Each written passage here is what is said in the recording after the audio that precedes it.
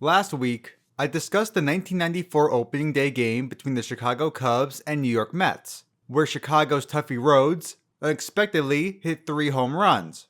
For this video, I'd like to talk about another home opener game, not just for a new season, but for a new stadium.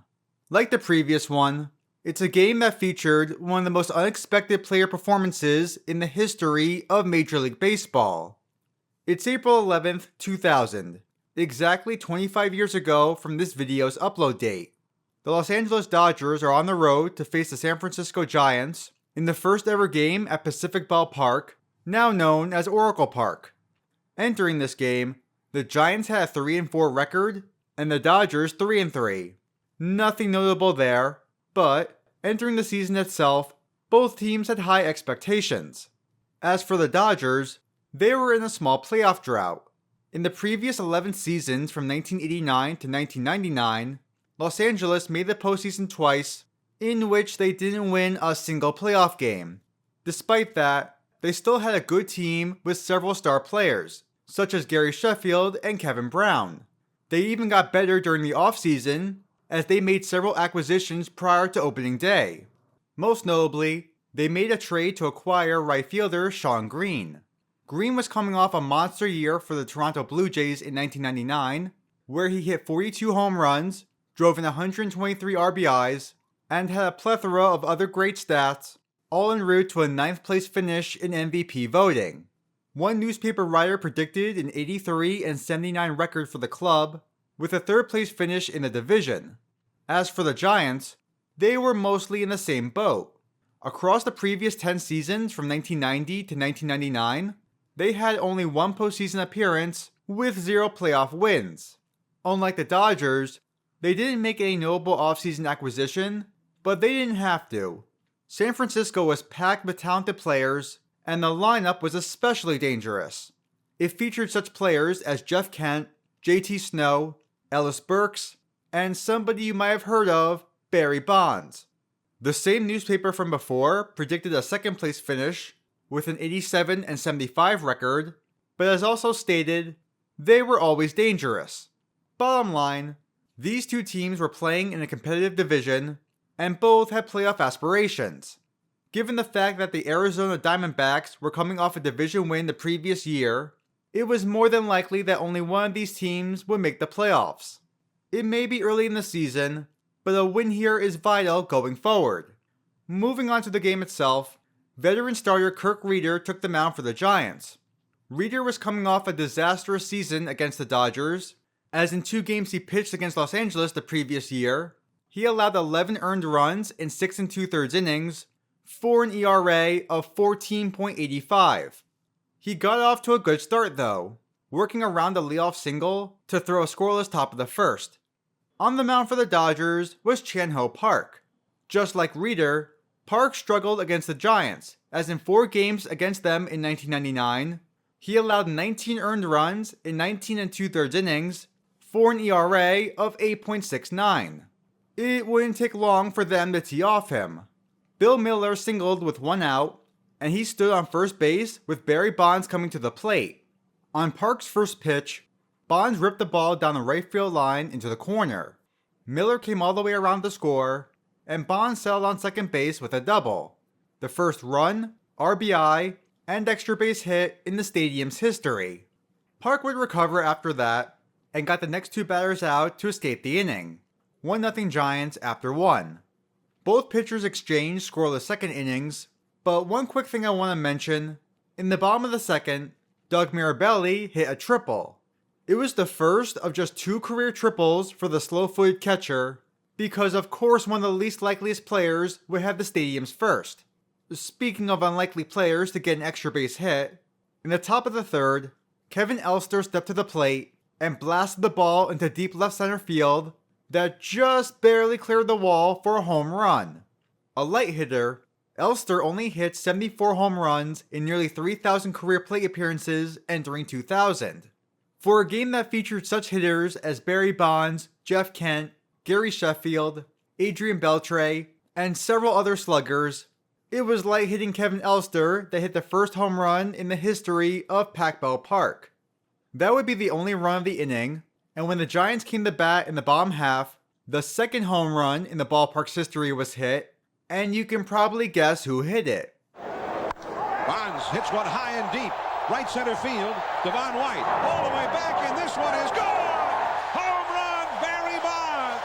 The 446th homer of Bonds' career to give San Francisco a 2-1 lead. Chan Ho Park would eventually strike out Jeff Kent to end the inning, and the score remained 2-1 after 3. Unlike his previous games against the Dodgers, Kirk Reeder was dealing so far. After coughing up 2 walks, he stranded 2 runners on base by striking out Adrian Beltre in the 4th. Park mirrored that by striking out Reeder to strand a couple of runners, and it remained 2-1 Giants entering the top of the 5th. Despite 4 strong innings so far, Reeder would falter here. Todd Hundley led off with a single, and with Kevin Elster following, he promptly hit his second home run of the game to flip the lead. Once again, with all the amazing hitters in both lineups, naturally, it would be someone like Kevin Elster to have the first multi-home run game in the stadium's history. With the Dodgers in front now, they didn't stop scoring in the 5th. After a single by Devon White and a ground out that moved into second, Sean Green blooped the Kirk Reeder pitch into center field. It fell between the fielders for a hit, and White came in to score the 3rd run of the inning for Los Angeles. All 4 runs so far driven in by the 2 new players acquired in the offseason. Reeder would eventually get Gary Sheffield to pop out to second for the final out, and heading to the bottom half of the inning, the Dodgers now led by a score of 4-2. Park threw a scoreless frame there, as did Kirk Reeder in the top of the 6th. Kevin Elster came to the plate that inning, but drew a walk, keeping him at 2 home runs for the day. In the bottom of the 6th, the Giants crept back in. With Jeff Kent on third base and 2 outs, Chan Ho Park let loose a wild pitch, bringing in Kent with the 3rd run of the game for San Francisco. Although, as soon as the Giants scored, did the Dodgers retaliate. Alan Embry came in from the bullpen to pitch in the top of the 7th, and immediately ran into trouble. A double and a walk put runners on the corners with 2 outs, and Geronimo Barroa was due up to bat. Barroa drove an Embry pitch into right field for a hit, scoring Devon White, and the Dodgers once again were up 2 runs. The seesaw affair would continue as the Giants returned the favor right back. In the bottom of the 7th, Terry Adams came in to pitch for Los Angeles and coughed up a run to the first batter he faced. Doug Mirabelli hit a solo home run to left center field for his second extra base hit of the day, and it was a 1-run game again. Following the homer, Adams would retire the next 3 batters, and through 7 innings, the Dodgers were clinging to their 1-run lead, ahead by a score of 5-4. Due up to bat second in the top of the 8th was Kevin Elster, and while I haven't talked much about him yet, I'd like to discuss the player now. A shortstop, Elster began his career in 1986 with the New York Mets. After a couple of years with limited playing time, he worked his way into a starring role, being the everyday shortstop for the team from 1988 to 1991. He was a defense-first shortstop, as during that 4-year span, he had a .635 OPS and 82 adjusted OPS in over 1,700 plate appearances. Here's his full slash line for those curious, and while those numbers are atrocious, he did earn a respectable 3.8 D-WAR during that time frame. An injury saw him miss almost the entire 1992 season, and he wound up missing the entire 1993 season.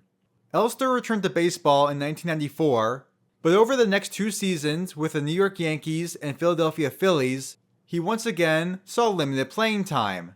In total, from 1992 to 1995, he only appeared in 47 games, batting .157 in just over 100 at-bats.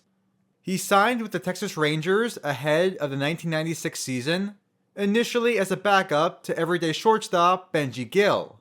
However, an injury to Gill during spring training forced Elster into a starring role. What preceded was one of the most incredible comeback seasons any player has ever had. In nearly 600 plate appearances in 1996, Elster had an OPS of .779, an adjusted OPS of .90, and slugged a career-high 24 home runs. His previous single-season highs were a .669 OPS, .89 adjusted OPS, and 10 home runs. For more comparison, here's his career slash line entering 1996 and his line during that season. Forget Brady Anderson going from 21 home runs to 50. Kevin Elster going from 10 to 24 after missing almost 4 entire years is more wild. Anyway, off the greatest season of his career, Elster signed a deal with the Pittsburgh Pirates for 1997, but once again got injured. He only appeared in 39 games that year before rejoining the Rangers for 1998. He had a disastrous season with the club, receding to his previous poor offensive ways. That prompted the Rangers to release him in July after hitting an OPS of .665, which was an adjusted OPS of 70. He went unsigned for the 1999 season and retired from Major League Baseball. That was until the Dodgers came calling. In need of a shortstop for 2000, Los Angeles lured him out of retirement and signed him to a minor league deal, thanks in part to manager Davey Johnson advocating for him. In case you didn't know, Davey Johnson managed Elster for a number of years when they were both with the Mets. If somebody else was the skipper for Los Angeles, Elster may very well have not gotten a deal. He played so well in spring training, he earned the starting role, beating out a little-known rookie by the name of Alex Cora. Kevin Elster really has one of the most interesting careers of any player in the past half-century. He comes out of retirement, more so as a favor to his old manager, and proceeds to do this in a pivotal game against his team's biggest rival. And he has hit his third. Wow, that is unbelievable. This has to be the most unexpected 3-homer game in baseball history.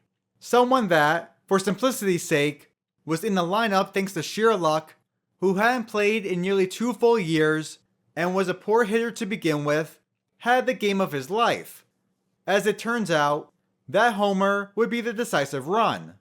The Giants scored once again to make it 6-5, but in the 9th, closer Jeff Shaw got Armando Rios to ground out for the final out of the game, and the Dodgers played spoiler by winning the first game ever at ballpark. As for the two teams in question, indeed, only one of them was the last one remaining by season's end. After a poor start, the Giants went on a tear, finishing the year with the most wins in Major League Baseball and convincingly won the division. The Dodgers had a decent 86 victories, but finished well short of a playoff spot. As for Kevin Elster, 2000 wound up being the final season of his career. He was limited to only 80 games that year due to multiple stints on the disabled list, and eventually lost the starting role to Alex Cora. He wound up with 14 home runs that season, bringing his career total to 88. The 3 most memorable ones coming in the same game. The time the unlikeliest 3-homer performance spoiled the Giants' new stadium opener.